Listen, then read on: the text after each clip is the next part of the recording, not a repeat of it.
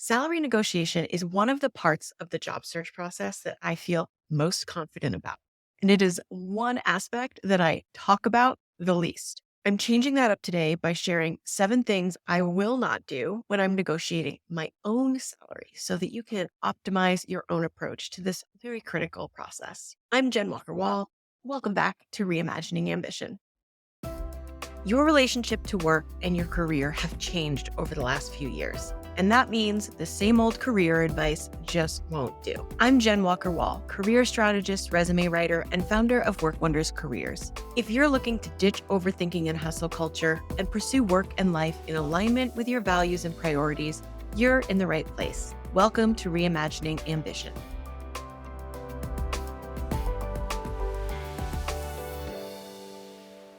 One thing about me, I do not mind having a contrarian take if I have a lot of good evidence for it. If I feel strongly in my gut, it is the right thing to do. And there are many examples of where my contrarian streak shows when it comes to thinking about and talking about how to best negotiate your salary. My experience and my confidence in the way that I personally tackle the salary negotiation process doesn't really come from my experience of helping clients and job seekers navigate through it. It comes from the experience that I had on the other side of the table when I was involved in the hiring process. And I watched this process unfold behind the scenes time and time again. And honestly, that process is pretty bureaucratic.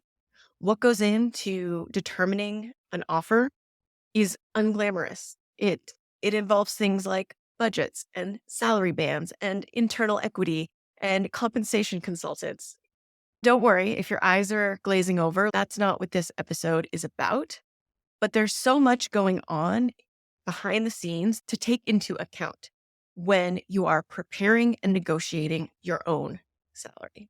And part of the reason I consider my salary negotiation takes contrarian is because there's so much advice out there that's never made any sense to me.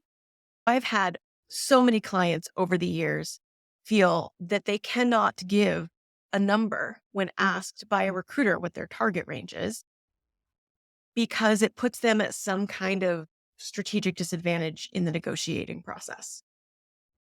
I don't feel that way. I really don't. And I suppose there could be some bad actors out there. I mean, we know there are bad actors out there. But I don't really like to engage in this process assuming everyone I engage with is in fact a bad actor, especially as I'm going through the negotiation process or in a final round of interviews. I really want to be making sure that I'm going into an institution or an organization where people prioritize fairness around salary. Before I dive in to my 7 tips, I want to share my salary negotiation success story. When I was very early in my career, I was faced with taking an offer that the initial offer was lower than the salary that I was making. Now, I hated the job I was in, but I really needed to make more money. Like I had just finished grad school, my undergrad and graduate loans needed to be repaid, and I was just not in a position to really think about taking a financial step. The offer was $400 less than I was making, and I was panicking about it. Now, I'm 40 years old. I'm not panicking over $400 anymore, and probably it was not necessary to panic about it back then. Okay, but this is pre-career coach Jen. This is like formative career moments that led to career coach Jen. And what I did is I asked them to match my current salary. I said, this would be a bit of a step back. Could you meet me at $400? And actually, I'm kind of embarrassed now that I'm saying this out loud that I asked for $400. Alas, that is what happened. And this recruiter, I should do a whole podcast episode on my engagement with this recruiter because I was so traumatized making this career transition that I was like not managing myself well. And she was so patient and so kind and did not make me feel And I don't know if it's because she just deals with people like this all the time or if she just felt bad for me, but she was so kind and so patient. She said, "Thank you for letting me know. Let me go back to the team and see what we can do." And of course, I'm like, I blew it. I asked for too much money. I'm going to lose this opportunity. I'm going to be stuck at this job for the rest of my life. Nothing good is ever going to happen to me. I made a critical error somewhere and it is irreversible. You know, these spirals, right? And like 2 hours later, she called me back and I'm in my office at this terrible job. And she goes, "Jen, I have some good news for you. We would like to offer you 12,000 more dollars and a job title change." I think I blacked out, to be totally honest, because $12,000 was a lot of money to me at the time. Like, I'd never gotten a $12,000 raise. If you work in higher ed or the nonprofit world, then you know what I'm talking about. Like, we don't get bonuses. Our salaries are generally pretty low. Our expectations are rock bottom. But they came back with a much better offer that they thought better reflected my qualifications and experience, which in fairness to me was legitimately true. Like I was overqualified for the job. They changed the title, they increased my salary, and they were like, "We hope this makes it easier for you to accept." And I was like, "Oh, it sure does." Like to me, that was my version of winning the lottery, as humble as it was. It made a big difference. That $12,000 that many years ago, it made a real big difference at the time. And I think that's when I really started to understand the power of asking. So let me stop giving all kinds of context and let me just dive in to the 7 things that I will not do. The first thing I will not do is I will not begin an interview process without creating some expectations, goals, and needs of my own. I have noticed over the years that when people ask me for help negotiating a salary or preparing to have that conversation, what they're often asking me to do is to tell them the number that they should be negotiating for. And that's not what I do as a career coach. Like I have enough experience in the field to be able to benchmark a lot of salaries for sure.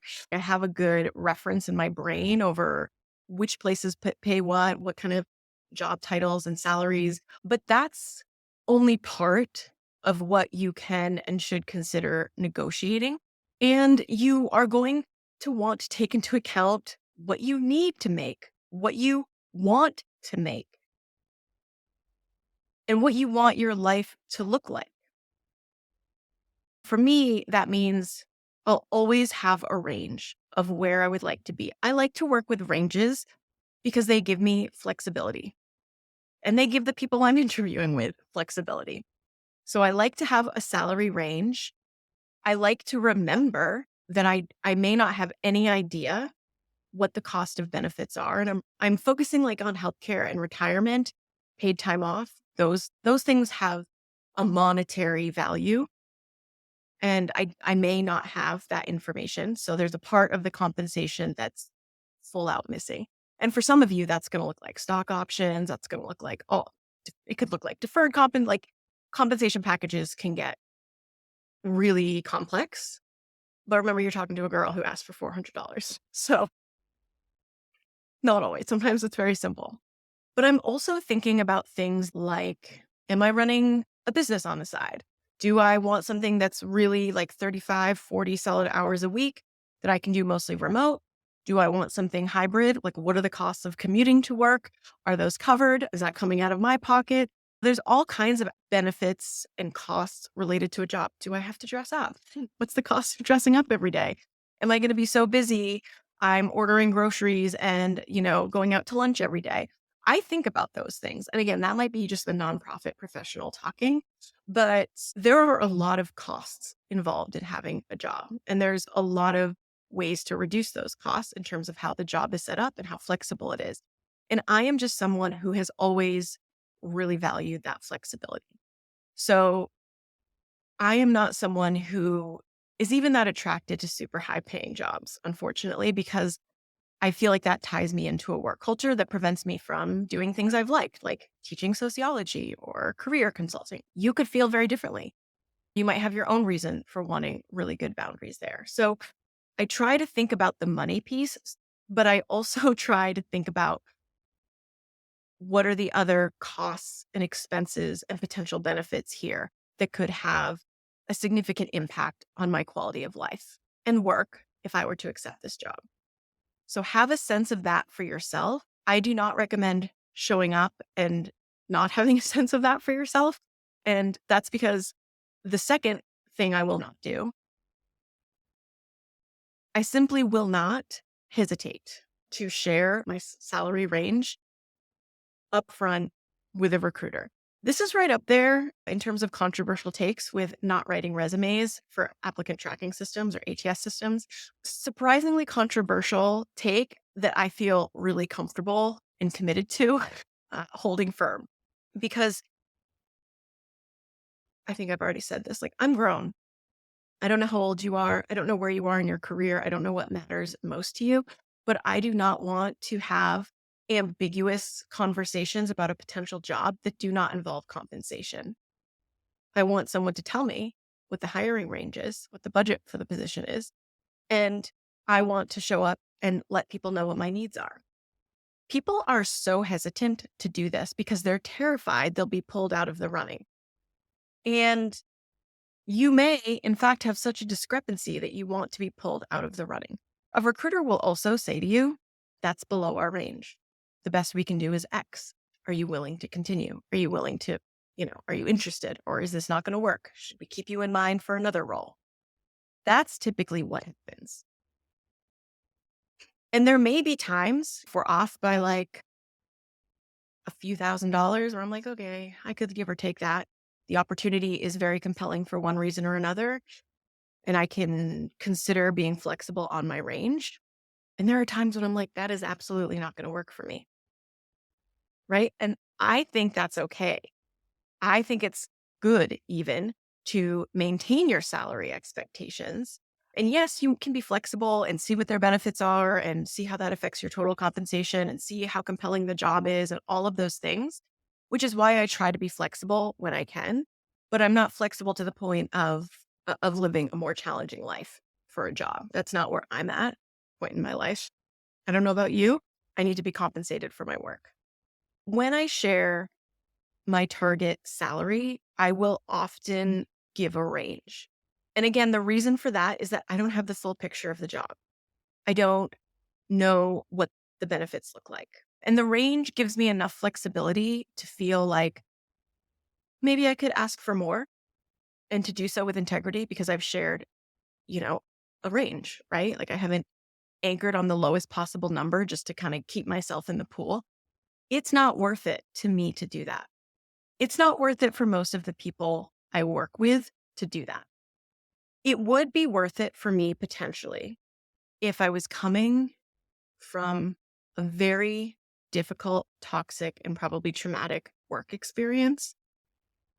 And I thought I could land in a place that was safe, that allowed me to reacclimate, that had really great healthcare so I could get my mental health taken care of.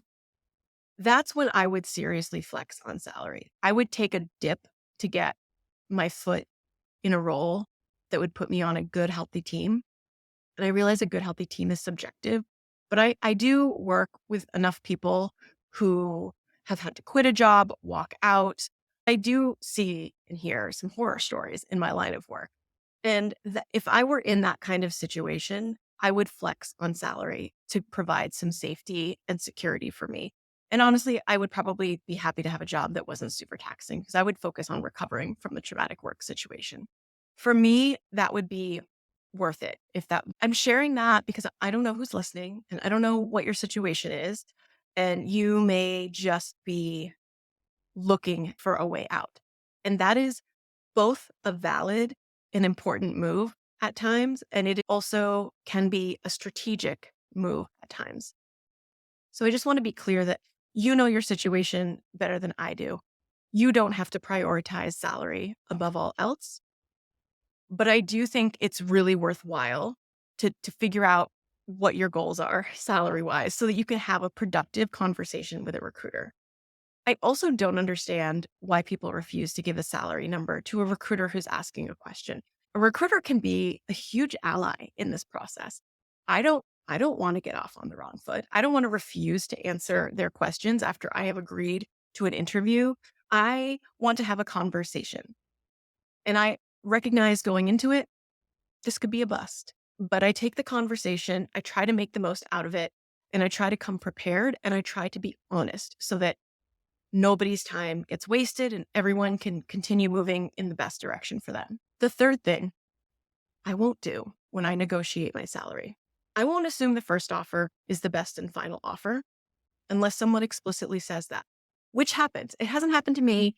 It has happened to a few clients where the people doing the interviewing liked them so much, wanted to move things along as quickly as possible, and said, this is the best possible offer we can give you.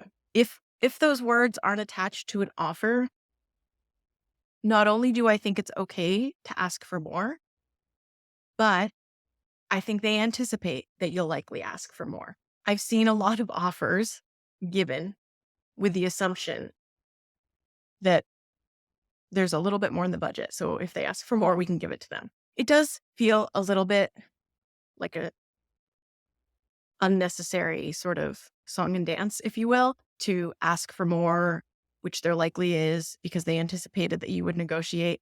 On the other hand, if you don't negotiate, I think you may be leaving money on the table. And I'm going to give the caveat that I just gave, which is if you have been in a workplace or just like a life situation where like asking for more is way too hard, you don't have to negotiate your salary. You don't have to. You can accept what's given to you. In an ideal world, people would just be making the best possible offers they could, and we could skip this part. We could skip this episode. People get very upset when they feel like they haven't advocated for themselves. And it's okay. Like, it is okay to not do this if it feels too hard right now. Maybe it will feel better after you have a work experience where you're treated well, where advocating for yourself and others is the norm. So I totally get if this is something that feels like too much for you at this point, for whatever reason. That said, I do think that the assumption is that you'll ask for more. And going back to point number 2 about sharing your range, when people intentionally lowball a recruiter to stay in the pool, the applicant pool, with the plan of just negotiating for more at the end, I have seen that play out not so great. Because the recruiter basically passes you along to the hiring manager saying, these people are on board with a budget, they're qualified for the job, they're great, I think you should talk to them. And when you come and you've got a much larger number than was discussed, I think you lose the trust of the recruiter, which means they're probably not going to want to advocate for you anymore. And I personally would not want to be in that situation. So that's why I like to give the range. They assume I'll negotiate for more. And that's why I will ask. The fourth thing I won't do is assume that money is the only thing that's negotiable. There are a few things that tend not to be negotiable. So like sick days, healthcare costs, like especially at like large organizations, those things are going to be pretty fixed. But I have seen people negotiate a flex schedule. I have seen people negotiate a hybrid work opportunity. I've seen people negotiate the job title, which led to more money. I've seen people negotiate really generous start dates that take into account travel plans or like medical needs and all that stuff. I've seen people negotiate for time off in the first few months, relocation, sign-on bonuses, which I guess is money, but not salary. This is really about knowing what you need at a moment in time. In episode 8, which I will link to, where I talk about 3 practical steps to redefine and reimagine your relationship to ambition, I talk about knowing the season of life that you're in and the career that you need to support and facilitate that. And that and this step are one and the same. Understanding what you need at any given point in your life. At 22, I was not interrogating the retirement plan or even the healthcare benefits. But at my age now, I am very interested in those things. I was able to negotiate a very flexible schedule when I was going to grad school at night, and I didn't get any more money for the work I took on. This was actually a promotion. but I was able to negotiate for myself. I had something that mattered to me. They had something that mattered to them. They had work that they weren't going to pay someone to do, but they needed someone to do it. And I was like, well, and I want my degree. So 2 days a week, I left very early and nobody bothered me about it. And they got their extra work done. So think about what you need from work. Yes, monetarily, but also lifestyle wise.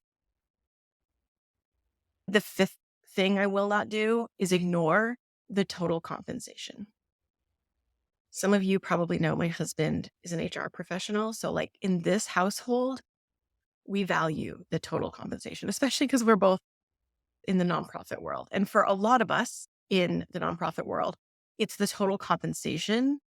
I have a pension for just a few years of work. I mean, it's it's going to be limited in terms of what it provides, but that was in addition to matching contributions into my 401k. So all of that, it's still money. And I think those are important things to take into account. Especially people don't think about this enough. People see high salary jobs and focus on that. The benefits often are not that strong. And there's exceptions to this, of course, where people just make out great on both ends. But a lot of times I see people take very high paying jobs with very expensive benefits. And sometimes that's worth it. And sometimes it's not. So again, consider the season you're in. Episode 8 could be really helpful here. Number 6 is not something you really need to worry about. This is like a personal pet peeve that I don't think is a strategic advantage and is part of like the very typical suggested language that I see, which is that when you are asking for more, right after you've avoided giving the recruiter the salary goal that you were looking for, you then go to negotiate and use this phrase, based on my market research. Based on my market research, people in this role are making X. You're welcome to do your research. But in my experience, the amount of data and research that goes into what you're offered is a lot more substantive than you probably realize. We were looking at competitors. We were looking at national data. We were looking at localized data. There's a lot of analysis that goes into this. And so going on Glassdoor or a site like that and calling it market research, I think a little overstates sort of what you've done. And also, sometimes I see people just use this language, not having done any research at all, but just as like the only segue to ask for more money. You do not need to use based on my market research as a segue, as a cover to ask for more money. If you want more money, you can ask for it. If they give you a range and you know there's space left, you can ask for that. There's a lot of different ways that you can do that. And we work with clients to make sure that they have language that they feel comfortable asking for. If you know there's money left in the budget, just ask. Just ask for more money. And if you need help finding a way to have the right words, that's what we're here for. This is one of the reasons I like using a range with recruiters. Sometimes I'll just be like, any chance we can close this gap? We can lower this gap. I love to ask a question and then pause and give people a chance to respond. I should maybe add that as an 8th thing. Like ask for what you want and then pause. That's a bonus tip. Okay. Now we're going from bonus tip number 8 to number 7, which was already in my script here. I won't assume that if I don't get what I want, if I don't get what I asked for, or if the worst case scenario happens and an offer is withdrawn, I will not be assuming that's because I'm a bad negotiator or that negotiating is bad or that I did something bad by asking for more. Now, again, if I surprise people with my ask or my negotiation, I wouldn't be surprised if an offer got revoked because they've lost trust in me. But if I ask for something I have reason to believe is reasonable, is doable, and the offer disappears, I'm disappointed, I'm angry, I feel like I've wasted time, but I know I dodged a bullet. I would rather be at a place where it is safe and accepted and normal to self-advocate and where people, and specifically like organizations, have people that can communicate their own limitations. There are reasons you will not get the amount you asked for. The position isn't budgeted. There's internal equity issues. They have limitations. And how well they can articulate that as a them problem rather than a you problem, I think says a lot about what your experience is. I remember the very last job I negotiated for, I got less than I asked for, but they were like, this is the best we can do. This is the top. This is the top of the budget. It's all we've been funded for. And it wasn't much more than the original offer. That was okay with me. Like it checked enough of the other boxes. It actually also had really inexpensive healthcare, like really inexpensive healthcare. It was the least expensive healthcare I've ever had. I could not find a doctor. It was, in fact, in healthcare. I could not find a primary care physician that had room in their calendar, but at least I did not pay for too much. I did spend a lot of time in urgent care that year. I'm over it. I'm definitely not harboring any ill will. If the worst case scenario happens to you, or if you just hear no, I don't think that that's necessarily the end of the world. It might be the end of the conversation. You might decide it's not worthwhile, but it has nothing to do with your negotiating ability. You can tell that I don't like some of the normative salary negotiation advice that's out there. This advice around not giving a number for the recruiter, avoiding providing an answer to the question of, what are you looking for salary-wise? That is routine, typical advice. I see it every single week. It's not advice I take. It's not advice I recommend. Not advice that I think fosters the kind of relationship you want to establish with your recruiter and the hiring manager in this process. And for me, that trust and the experience I have with them matters. I don't want to have a combative relationship with a recruiter because I refuse to answer a question that's reasonable to ask. And I don't want to waste my time in a search process not knowing what the point is, not knowing what the salary is going to be. They're asking you for your salary so that they know if they can afford you.